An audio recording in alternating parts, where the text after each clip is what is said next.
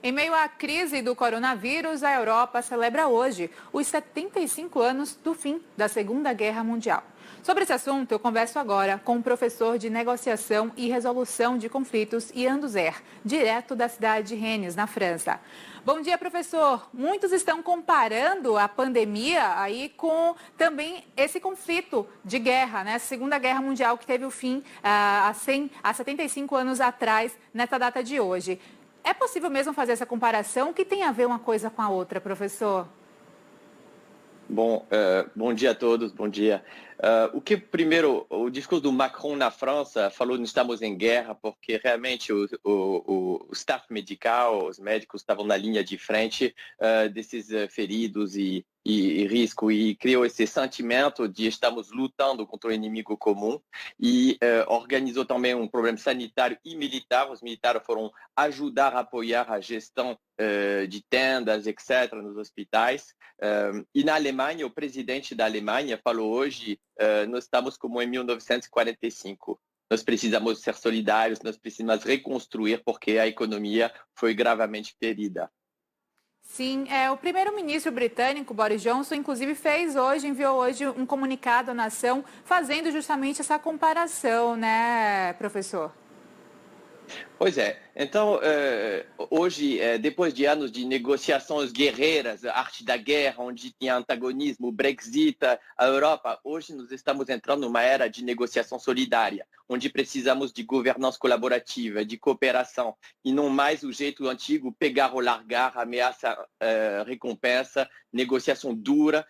Hoje, mais que nunca, precisamos de um novo jeito de negociar, negotiation, que vai permitir, talvez, de coletivamente sair desse buraco, dessa tragédia. Ian, a economia dos 19 países que integram a zona do euro deve registrar uma contração de 7,7% do PIB, do Produto Interno Bruto Local, o que representaria uma recessão de proporções históricas. Ontem, por exemplo, o Banco da Inglaterra alertou que o impacto da pandemia deverá provocar o maior tombo na economia britânica em 300 anos, Ian. Por que a pandemia está impactando mais a economia da Europa e do mundo do que as guerras mundiais?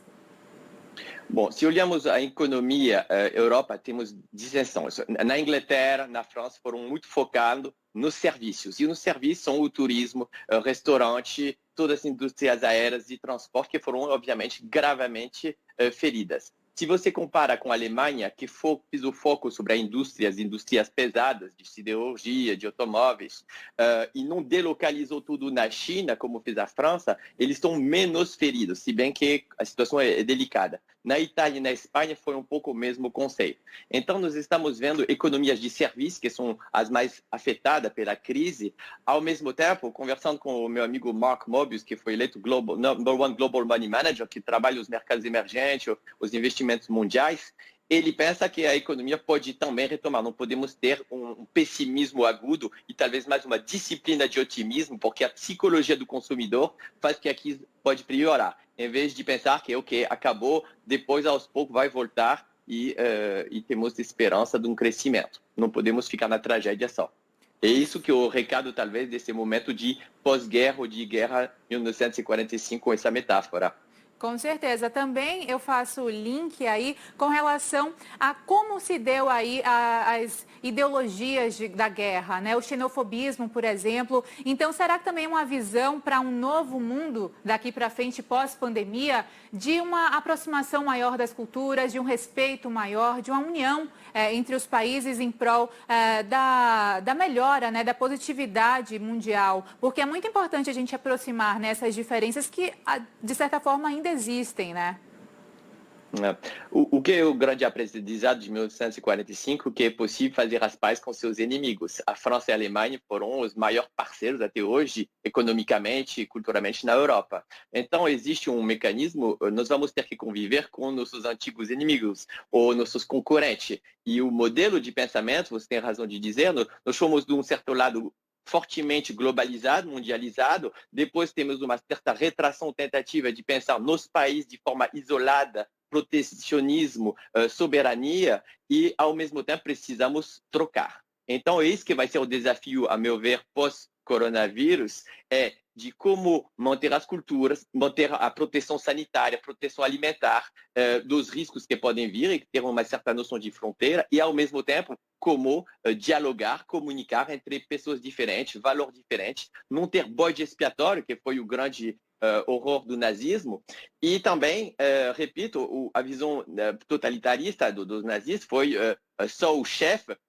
O De Gaulle, depois da Segunda Guerra Mundial, exigiu uma quinta república que botava o presidente acima do Senado, do Congresso e de outras coisas, e hoje a liderança do mundo, que podia ser muito vertical, vai ser cada vez também vertical e horizontal, cooperação entre as nações. É fundamental para sair dessa crise.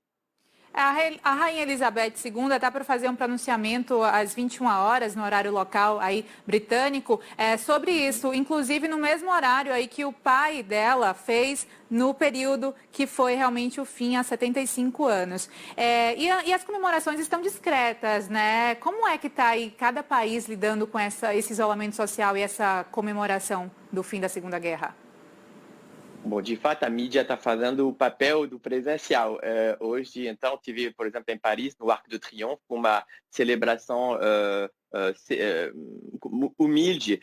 Tive apenas dois presidentes, o presidente do Senado, do Congresso e o Macron, colocando uma lembrança importante, fundamental aos jovens e ao mundo se lembrar o que foi o totalitarismo, o que foi o valor da liberação e das democracias, da paz, sobretudo, da negociação pacificadora entre velhos inimigos. Isso é o recado de hoje. Não podemos ter essas rivalidades e pensar que a guerra é sempre pior que a construção da paz. Com certeza. Professor de Negociação e Resolução de Conflitos, Ian Duzer, muito obrigada pela participação. Obrigado. E tratar desse assunto aí, dessa comemoração do final da guerra.